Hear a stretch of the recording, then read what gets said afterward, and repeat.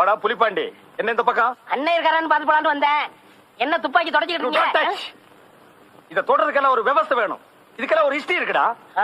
என்ன நாய் பல்ல கட்டிட்டு திர அத்திரடா.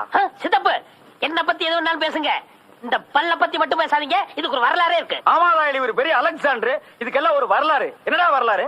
இந்த வரலாறு கேட்டா உங்களுக்கு புல்ல அரிச்சிரும். புல்லரிக்கிறது பல்லரிக்கிறதெல்லாம் அப்புறம் பாப்போம். சொல்லு.